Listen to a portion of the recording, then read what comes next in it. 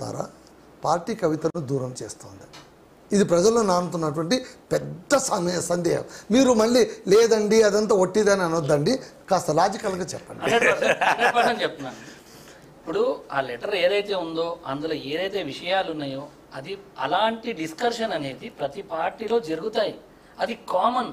కాకపోతే ఇది లెటర్ అనేసరికి అందులో కేసీఆర్ గారి బిడ్డనే తండ్రికి రాయడం అనేటువంటిది.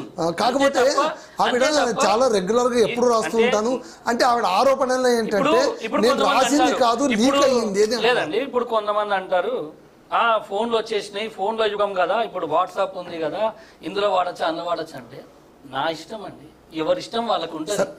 ఎవరి ఇష్టం వాళ్ళకు, ఎవరు ఎలాగైనా తెలుపుకోవచ్చు. దాని ఎవరు కాదనరు. నుంచి కవితకాల రాయడం, అది పంపించడం, అక్కడ టేబుల్ మీద ఉండడం, అక్కడి నుంచి ఎలా ఏం జరిగింది అనేది ఇప్పుడు తెలవాల్సింది. అది పార్టీ చూసుకుంటది, పార్టీ అంతర్గత విషయం. ఇంకొక విషయం ఇప్పుడు ఆ దయ్యాలు ఎవరో చెప్పరాదే. కేసీఆర్ టేబుల్ మీద నువ్వు పోలేవు, నేను పోలేను, ఆ పోయిన నలుగురిలో ఎవరో చెప్పరాదే. ఇందాక మీరేమన్నారన్నా, ఇప్పుడు ఇందాక అన్న ఏమన్నాడు, కేసీఆర్ గారు నలుగురు అన్నారు, సారథి అన్నారు. మీరు చెప్పండి ఏది ఏది మీకేం. కేసీఆర్ గారు ఏదో అన్నారు కదా అన్న, ఏమన్నాడు, దోచుకుండు దాచుకుండు అన్న, అందరు దోచుకురు అన్న. అవన్నీ ఇప్పుడు లక్షల కోట్ల లక్షల ఎక్కడది ఇట్లాంటి ఆరోపణలే చేస్తారు. సార్ ఇప్పుడు కుటుంబం పైన విమర్శలు ఒకటి సార్ కాదు సముద్ర గారు, ఇక్కడ నా మాట ఒకటి వినండి. ఓకే, రాజకీయాలు అన్నాక ఇతర రాజకీయాల పార్టీలపై రేవంత్ రెడ్డిని మీరు అన్నదే పొద్దుపోతుందా? బీఆర్ఎస్కు ప్రతిరోజు మాట్లాడుతున్నారు, అలాగే బీజేపీ వాళ్ళకి ఇద్దరిని అంటున్నారు. ఇది మామూలు. ఇది ఇప్పుడు చర్చ అంతా ఏంటంటే కనుక ఒక పార్టీని ఇంకో పార్టీ అనుకోవడం అనేటువంటిది సర్వసాధారణ విషయం. కానీ ఆ పార్టీలో ఉన్నవారు కేవలం కాంగ్రెస్లోనే మేము అది చూసేవాళ్ళం, మొన్నటిదాకా చూసాం ఒకరినొకరు అనుకోవడం అనేటువంటిది. అలాంటిది ఇప్పుడు బీఆర్ఎస్ పార్టీలోన సాక్షాత్తు కన్న తండ్రికి ఉత్తరం రాయడం రెగ్యులర్, ఫీడ్బ్యాక్ ఓకే ఫీడ్బ్యాకే అనుకుందాం. ఆ ఫీడ్బ్యాక్లో తను ప్రస్తావించిన అంశాలు బీజేపీ గురించి ఎందుకంత మెతక వైఖరి అవలంబించారు? Number 1 question. రిజర్వేషన్ల గురించి 42% రిజర్వేషన్ల గురించి ఎందుకు మీరు గట్టిగా మాట్లాడలేకపోయారు? అసలు మీ మాటల్లోనూ పస తగ్గిపోయింది అన్న మాట మాట్లాడడం సామాన్యమైన విషయం కాదు కదా. బయటకు వచ్చింది కాబట్టి మాట్లాడుతున్నాం, ఓకే బయటకైతే వచ్చింది కదా. పంచులు తగ్గాయి, పంచులు తగ్గాయి. అంటే దీన్ని ఏంటంటే ఇప్పుడు తండ్రిని ఇప్పుడు సాధారణంగా ఏం చేస్తాం, ఒక స్టూడెంట్ పరీక్ష రాసి పాస్ అయిన తర్వాత టీచర్ ఏమంటారు, సూపర్ చాలా బాగా రాసావు, మంచి మార్కులు వచ్చాయి, కానీ ఇంకా మార్కులు రావాల్సింది, ఇదిగో ఈ క్వశ్చన్ నువ్వు ఇలా రాయలే చూడు, ఇది అంటే ఒక టీచర్ స్టూడెంట్ అన్నట్టుగా ఉంది. మీరు చూడండి, మీరు ఇప్పుడు అంతా బాగుంది అని మళ్ళీ సన్నయ్య నొక్కలేంటి అక్కడ? లేదు అలా ఏం లేదండి.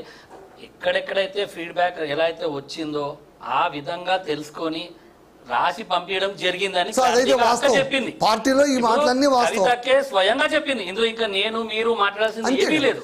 కాబట్టి ఇప్పుడు లెటర్ ఎవరు రాశారు అనేది రూల్డ్ అవుట్. ఆమె రాశారని ఒప్పుకున్నారు. ఆమె అంటున్నది ఎలా లీక్ అయిందని నంబర్ 1 పాయింట్. రెండవది ఆమె రాసింది అన్నప్పుడు అలా లీక్ చేశారో వాళ్ళే దయ్యాలు, అంతే కదండి. ఇప్పుడు అలాంటి వాళ్ళు పార్టీలో ఉన్నారు కాబట్టి సార్ మీరు ఇలా అంటున్నారు కదా. ఇప్పటికీ కూడా మీ పార్టీలోను బయట మీ పార్టీకి సరౌండింగ్లోనూ వినిపిస్తున్నటువంటి మాట ఏంటంటే కేసీఆర్ గారిని కలవడానికి యాక్సెస్ అనేది ఎవ్వరికి ఉండదు, ఒక్క నలుగురికి మాత్రమే ఉంటుంది. ఆ నలుగురే అక్కడ ఉంటుంటారు. లెటర్ లీక్ అయిందంటే అక్కడే ఉంటుంది వ్యవహారం అని అంటున్నారు. ఇది మాత్రం మీరు చెప్పింది మాత్రం వాస్తవం.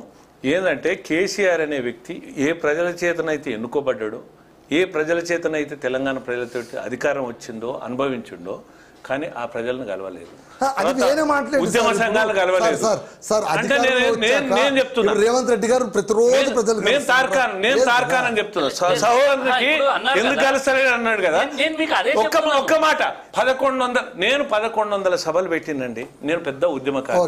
ఈబీసీ ఫీ రియంబర్స్మెంట్ సాధించాను, ఈడబ్ల్యూఎస్ రిజర్వేషన్ సాధించాను, తర్వాత అనేక సామాజిక ఉద్యమాలు చేశాను, వికలాంగుల ఉద్యమం, ఎంఆర్పిఎస్ ఉద్యమం, అన్ని రకాల ఉద్యమాలు చేశాను. నాలాంటి ఉద్యమకారుడు నేను కలవలేకపోయిన కేసు ఓకే 10 సంవత్సరాల Okay. అతి కష్టం మీద 2 సార్లు కలవడం Okay, జరిగింది. okay, okay. అంటే ప్రశ్నించే గొంతులు Okay. ఉద్యమకారులను కలవని వ్యక్తి ఇంకెవరిని కలుస్తాడు? Okay. ఉట్టిగానే సెల్ఫ్ డబ్బా కొట్టుకుంటే ఏం లాభం? ఇంకొక మాట మీరు మంచి ప్రశ్న అడిగారు.